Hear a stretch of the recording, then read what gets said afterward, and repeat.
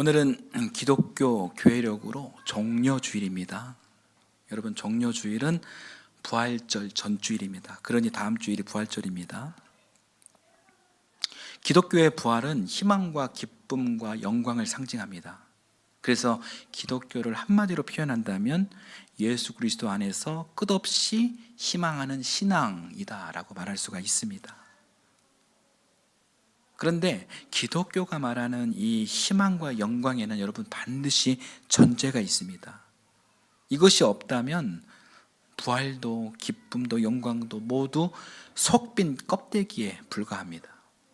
여러분, 그 전제는 바로 십자가입니다. 예수 그리스도의 십자가 고난입니다. 예수 그리스도의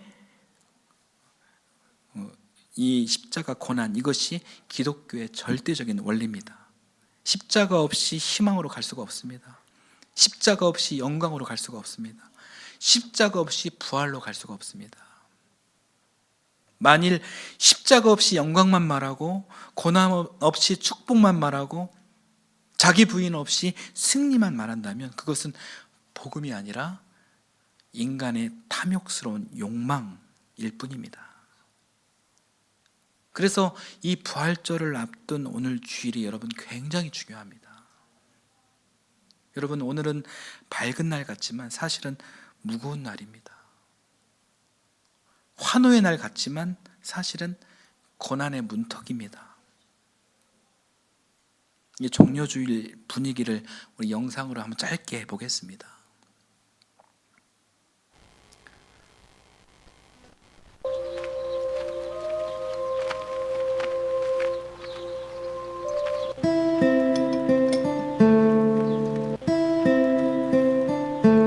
주의 이름으로 오시는 이여, 주의 이름으로 오시는 이여.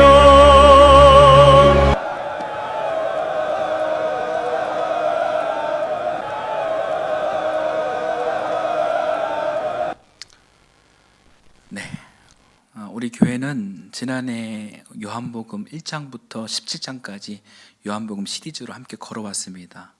말씀이 육신되어 우리 가운데 오신 예수님, 병든 자를 고치시고 또 잃어버린 사람들을 찾아가시면서 사람들을 사랑하시되 끝까지 사랑하신 예수님을 우리는 함께 묵상해 왔습니다. 그리고 이제 그 예수님께서 유월절을 앞두고 예루살렘으로 들어가십니다. 여러분, 예루살렘은 성전이 있는 거룩한 도시면서도 동시에 유대 종교와 로마 정치 권력과 인간의 계산이 가장 첨예하게 모인 중심입니다. 우리 주님은 더 이상 주변부에 머무르지 않으시고 자신을 잡아 죽이려는 유대 종교 지도자들이 있는 바로 그 중심으로 스스로 들어가십니다. 피할 수 있는 길을 택하지 않으시고 죄와 위선과 폭력이 가득한 자리 한복판에서 하나님의 뜻을 이루시고 십자가의 길을 감당하십니다. 그러니 오늘의 입성은 갑자기 시작된 장면이 아니라 우리 주님의 모든 사역이 마침내 십자가를 향해 나아가는 결정적인 순간입니다. 그런데 오늘 본문을 자세히 보면 우리가 익숙하게 아는 종려주일의 장면의 더 깊은 바닥에는 환호보다 먼저 순종이 흐르고 있습니다. 예수님은 예루살렘에 들어가면 어떤 일이 기다리고 있는지 모르고 들어가신 것이 아닙니다. 배신도 침묵도 고난도 십자가도 다 아시면서 그 길로 들어가십니다. 이것이 예수님의 순종입니다. 제자들도 마찬가지입니다. 예수님이 가라고 하시니 가고 나귀를 풀어오라고 하시니 풀어옵니다. 모든 것들을 다 이해해서가 아니라 말씀하셨기에 순종한 것입니다. 그리고 이름도 남지 않은 나귀 주인들 역시 주님께서 쓰시겠다라고 라는 말씀 앞에 자기 것을 내어놓습니다. 여러분, 이것이 종려주일입니다. 군중의 환호만이 아니라 순종이 이루어진 입성입니다. 이제 이 순종의 입성을 이 한 장의 그림과 함께 여러분 천천히 묵상해 보려고 합니다. 이 작품은 1842년 화가 이폴리트 플랑드랭의 그리스도의 예루살렘 입성이라는 작품입니다. 이 그림 한 장은 우리 신앙의 정점으로 향하는 순간을 보여주고 있어요. 곧 예루살렘에서 벌어질 한 주간의 사건이 인류 역사의 흐름을 바꿔 놓습니다. 우리의 주님 예수 그리스도는 오늘 피할 수 있으면 피하고 싶은 죽음을 향해 지금 걸어가고 계십니다. 그것이 바로 고난을 향한 예루살렘 입성입니다. 이 그림을 보면 예수님이 탄 것은 엄마 나귀이고 새끼 나귀는 그 옆을 졸졸 따라가고 있죠. 이 장면은 성경의 세부 묘사와는 다소 다르게 보입니다. 아마 화가의 상상력이 발휘됐을 것입니다. 30살의 건장한 어른을 아직 다 자라지 않은 새끼 나귀가 태우고 가는 것은 너무 힘겨운 일이다, 그렇게 생각했는지도 모르겠습니다. 그래서 어미 나귀를 그리고 그 옆에 새끼 나귀를 붙여 놓았는지도 모릅니다. 이것은 화가가 이 사건을 자기 나름대로 진지하게 묵상한 흔적으로 볼 수 있는 것입니다. 그러나 이것은 중요한 것이 아닙니다. 이것이 오늘 본질이 아닙니다. 왜냐하면 오늘 이 역사적 사건의 주인공은 저 나귀가 아니라 예수 그리스도이시기 때문입니다. 여러분, 이 그림을 좀 더 가까이 보십시오.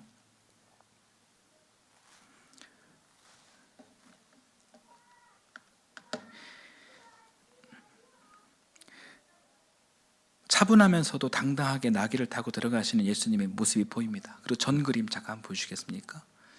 그리고 고개를 약간 떨어뜨리고 묵묵히 걸어가는 이 나귀의 모습도 보입니다. 그 모습이 저는 그리스도의 형상과 겹쳐집니다. 예수님은 그렇게 죽음까지 말없이 순종하셨습니다. 다음 그림 보여주십시오. 그런데 저는 여기서 예수님의 얼굴을 한 번 더 오래 보게 됩니다. 우리 예수님은 들떠있지 않으십니다. 환호를 즐기고 계신 것도 아닙니다. 승리에 취한 사람의 표정도 아닙니다. 오히려 예수님의 얼굴을 보면 이미 모든 것을 다 알고 계신 분의 얼굴입니다. 예루살렘에 들어가면 무슨 일이 벌어질지, 누가 침묵할지, 누가 등을 돌릴지, 어떤 재판과 어떤 조롱과 어떤 십자가가 자신을 기다리고 있는지 다 아시는 얼굴입니다. 그런데도 예수님은 물러서지 않으십니다. 이것이 종려주일의 예수님이십니다. 환호를 받으러 오시는 분이 아니라 환호가 식어버린 뒤에도 끝까지 사랑하시기 위해 오신 분이십니다. 그래서 종려주일의 예수님은 군중의 중심에 계시지만 사실은 이미 고난으로 걸어 들어가고 계신 것입니다. 예수님의 뒤에는 제자들이 있습니다. 제자들도 종려가지 나무를 들고 그 길에 함께 서 있습니다. 그런데 그림을 자세히 보면 제자들이 다 같은 표정이 아닙니다. 누군가는 조용히 서 있고, 누군가는 생각이 많아 보이고, 누군가는 그런 묘한 긴장 속에 있는 것처럼 보입니다.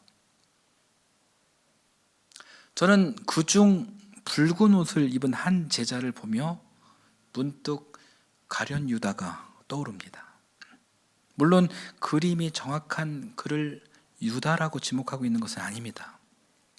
하지만 설교자의 눈으로 이 장면을 묵상하다 보면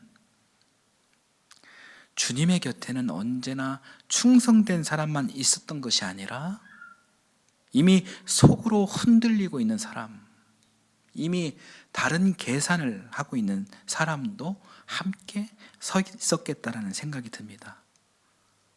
붉은 옷을 입은 그는 좀 불안해 보입니다. 주님의 예루살렘 입성은 완전한 사람들만 모아놓고 이루어진 행진이 아니었습니다. 연약한 사람들과 오해하고 있는 사람들과 끝내 배신할 사람까지 포함한 채 이루어진 입성이었습니다. 여러분, 이것이 중요합니다. 예수님은 순수한 사람들만 데리고 예루살렘에 들어간 것이 아닙니다. 예수님의 길은 늘 그렇습니다. 주님은 완성된 사람들만 부르시지 않습니다. 오히려 덜 된 사람들, 흔들리는 사람들, 아직도 자기 중심성에서 벗어나지 못한 사람들까지 품고 그 길을 가십니다. 그것이 제자도의 현실입니다. 그리고 그것이 오늘 우리의 현실이기도 합니다. 우리도 주님을 따른다고 하지만 사실은 아직 잘 모릅니다.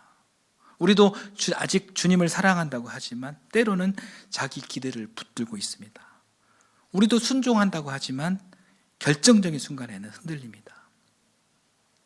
그런데도 예수님은 그런 우리를 버리지 않으시고 사랑하시되 끝까지 사랑하시고 자기 길에 동행하게 하십니다. 이미지 보여주십시오. 여러분, 이제 시선을 군중들로 돌려보겠습니다. 그런데 이 군중은 한 마음으로 보이지 않습니다. 자세히 보십시오. 누구는 환영하고, 누구는 관망하고, 누군가는 절박하게 바라보고, 누군가는 자기 자리에서 몸을 낮추고 있습니다. 이 복잡한 표정들이 오히려 예루살렘의 진실을 드러냅니다. 예수님 앞에 선 사람들은 모두 같지 않습니다. 누군가는 정치적 메시아를 기대했을 것입니다. 또 누군가는 로마로부터의 해방을 꿈꾸었을 것입니다. 또 누군가는 자기 개인의 고통이 끝나기를 바랐을 것입니다. 또 누군가는 단지 유명한 선지자를 보러 나온 구경꾼이었을지도 모릅니다. 그러나 주님은 그렇게 서로 다른 기대와 오해와 절박함이 뒤섞인 그 자리로 들어오셨습니다. 여러분, 그림 오른쪽 아래에 몸을 낮추고 엎드려 있는 한 남자를 한번 바라보십시오. 저는 그가 분명히 울고 있을 것이다 라고 보입니다. 얼굴을 완전히 묶고 몸을 땅에 붙이고 있는 저 사람의 자세에는 단순한 예의 이상의 것이 있습니다. 저는 거기에 무너진 인생의 울음이 있다고 생각합니다. 더는 말로 표현할 수 없는, 더는 말로 형용할 수 없는 그런 사정이 있다고 생각합니다. 너무 오랫동안 눌려 살아서, 너무 오랫동안 버텨와서 이제는 눈물밖에 남지 않는 그런 사람처럼 느껴집니다. 그는 입으로 길게 설명하지 못합니다. 그러나 그의 몸이 대신 말하고 있습니다. 주님, 나를 지나치지 마십시오. 주님, 나를 도와주십시오. 나는 지금 주님이 절대적으로 필요합니다. 또 그 곁에 무릎을 꿇고 두 손을 모으고 있는 사람들도 있습니다. 저는 이 사람들이야말로 오늘 이 그림의 가장 깊은 설교라고 생각합니다. 왜냐하면 메시아를 가장 간절히 기다리는 사람들은 대개 자기 힘으로 살아낼 수 있다고 믿는 사람들이 아니기 때문입니다.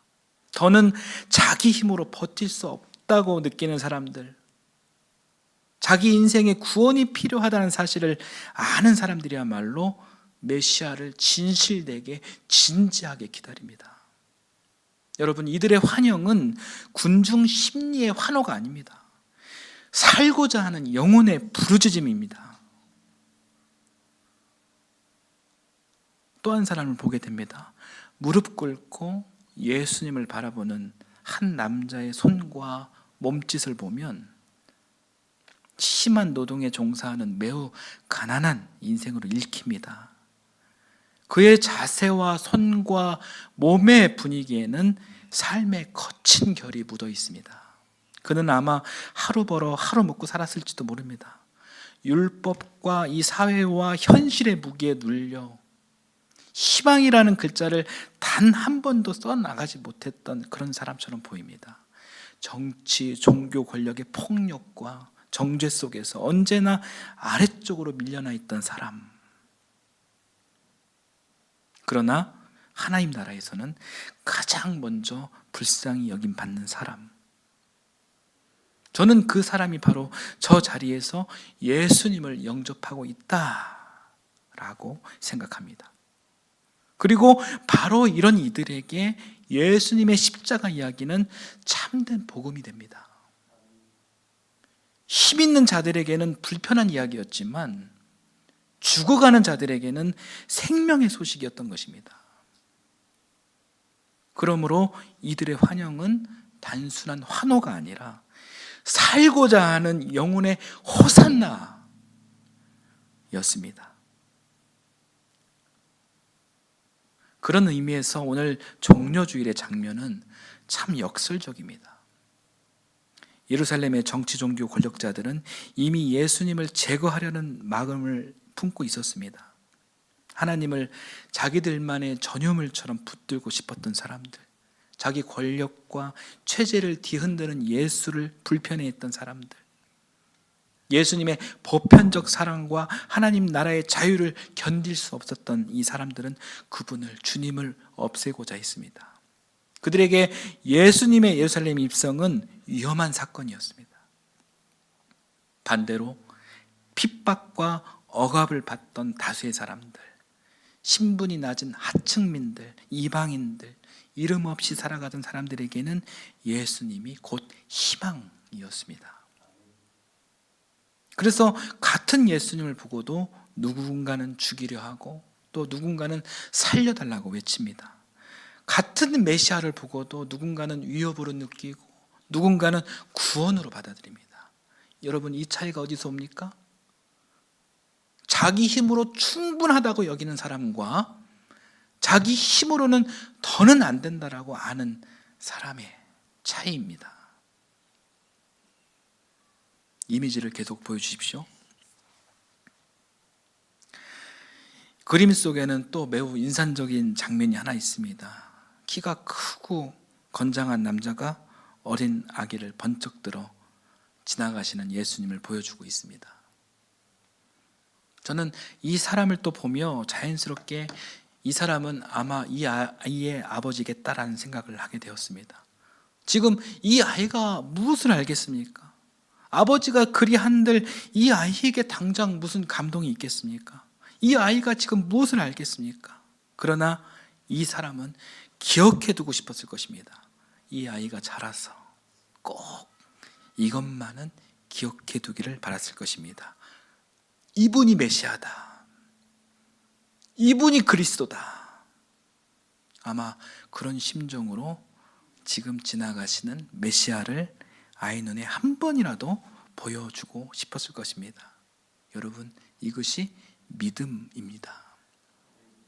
저는 저 장면을 보면서 이 신앙은 먼저 이해하는 것보다 먼저 보여주는 것이라는 생각을 하게 됩니다. 이 아이는 아직 모를 수 있습니다. 지금은 예수님이 누구신지, 왜 지금 이 장면이 중요한지 다 알지 못합니다. 그러나 부모는 압니다. 그래서 먼저 안겨주고 먼저 보여주고 먼저 그 길로 데려갑니다. 여러분, 신앙은 늘 그렇게 전해왔습니다.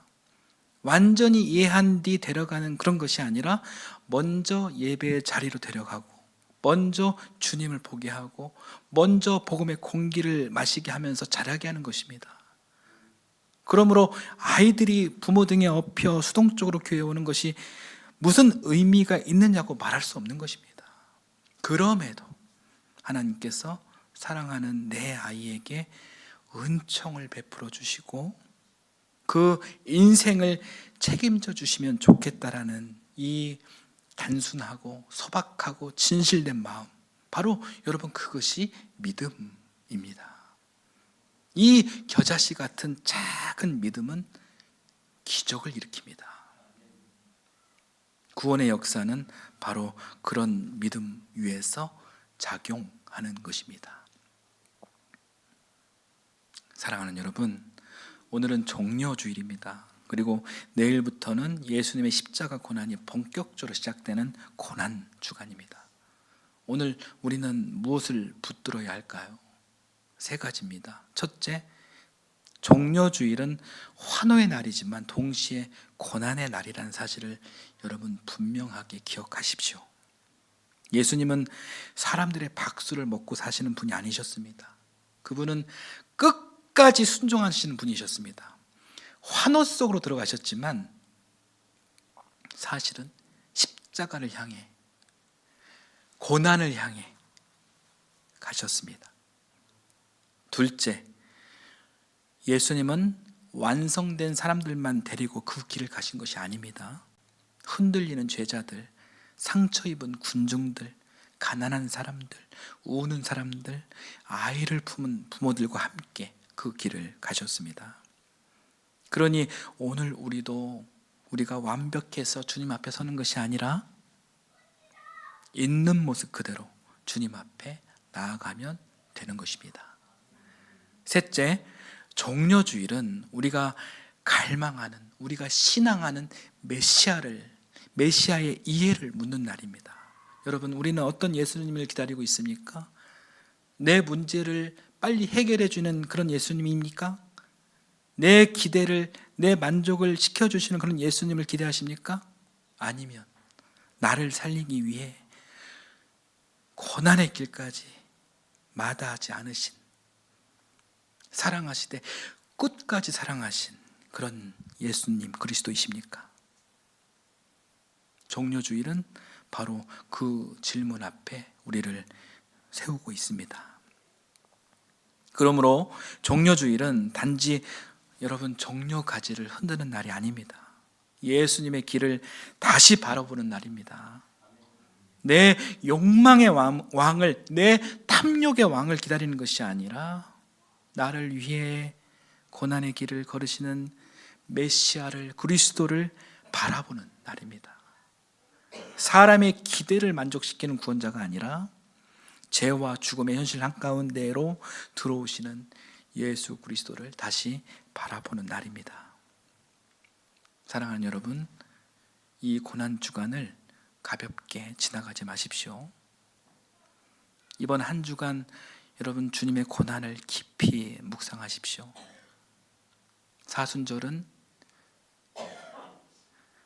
감동이 아니라 동참하는 일입니다.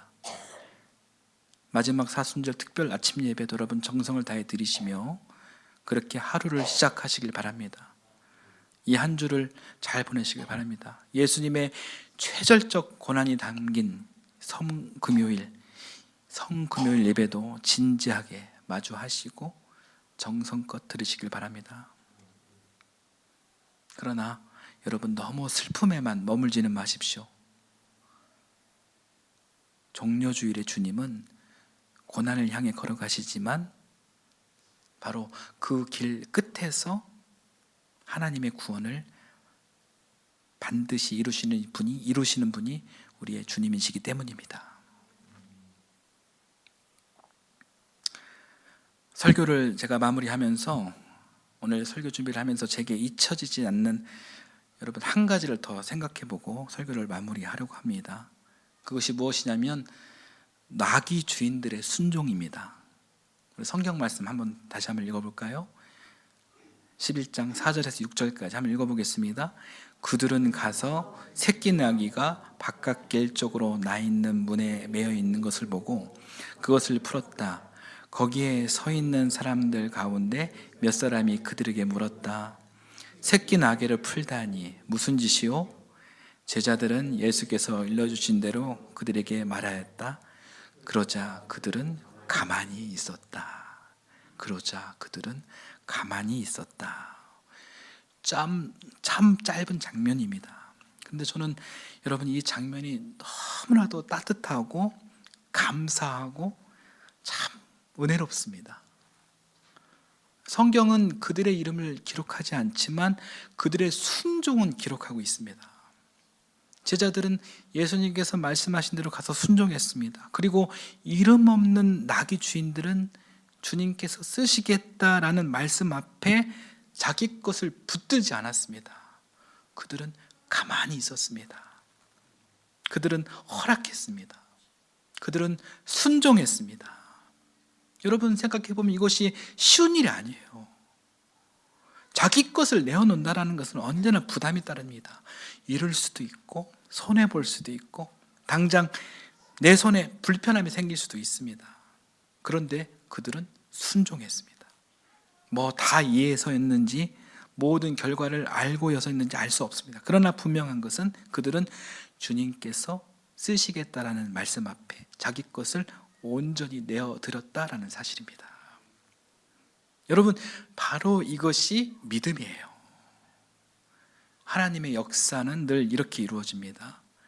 이름이 드러나는 사람들만이 아니라 묵묵히 자기 자리를 지키며 순종하는 사람들, 주님께서 쓰시겠다고 하실 때 자기 것을 내어드리는 사람들, 다 알지 못해도 논리적으로 다 이해하지 못해도 말씀 앞에 움직이는 사람들을 통해 이루어집니다. 오늘 우리에게도 마찬가지입니다. 예수님은 지금도 우리 삶의 어떤 부분을 향해 내가 쓰겠다 하고 말씀하실 수 있습니다. 그것이 우리의 시간일 수 있습니다. 우리의 물질일 수도 있습니다. 또 우리의 자리일 수도 있습니다. 우리의 계획일 수도 있습니다. 그때 우리는 어떻게 하겠습니까? 끝까지 붙들고 있겠습니까? 아니면 주님이 쓰시겠다면 기꺼이 내어드리겠습니까? 사랑하는 여러분, 이름은 남지 않아도 괜찮습니다. 그러나 우리의 순종은 남아야 합니다. 사람들은 기억하지 못해도 괜찮습니다. 그러나 주님께서 쓰신 삶이면 그것만으로 충분합니다. 이번 고난주간 우리도 그렇게 순종의 자리에 서기를 바랍니다. 예수님처럼 하나님의 뜻에 순종하고 제자들처럼 말씀하신 대로 움직이고 이름 없는 나귀 주인들처럼 주님께서 쓰시겠다 하실 때 기꺼이 내어드리는 믿음이 우리 모두에게 있기를 소망합니다. 하나님께서는 오늘도 바로 그 순종 위에 구원의 은혜를 부어주시고 우리의 삶과 가정 가운데 주님의 놀라운 축복과 기적의 역사를 이루어 가실 줄을 굳게 믿습니다. 아멘.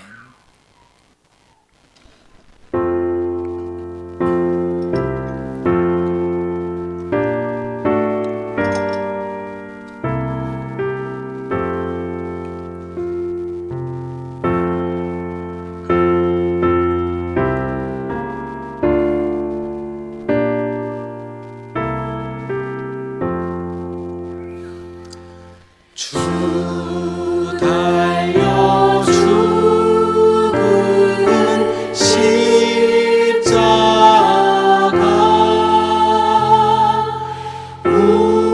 우리가 생각할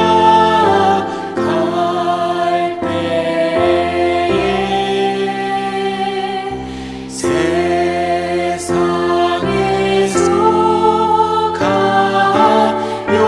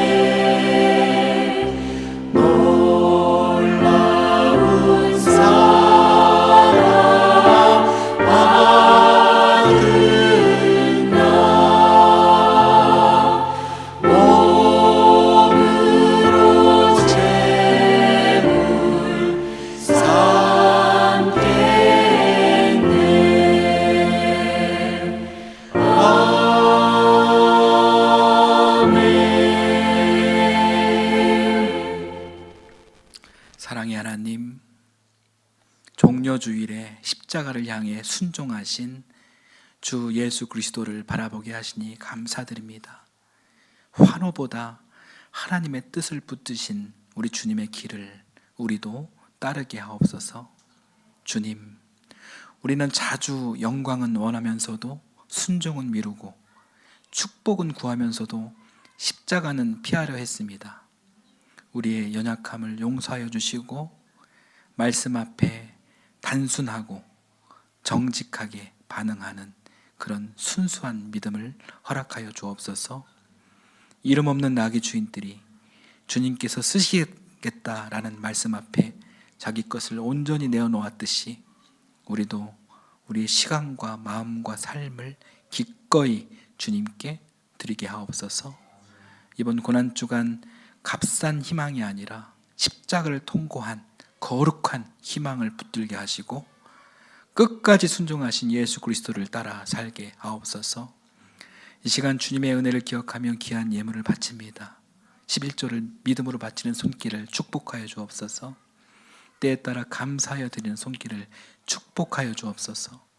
빈손으로 오지 않고 귀한 예물을 드리는 이 손길을 거룩히 여겨주시고 축복하여 주옵소서. 우리 삶의 영원한 반석 되시는 예수님의 이름으로 기도드립니다. 아멘.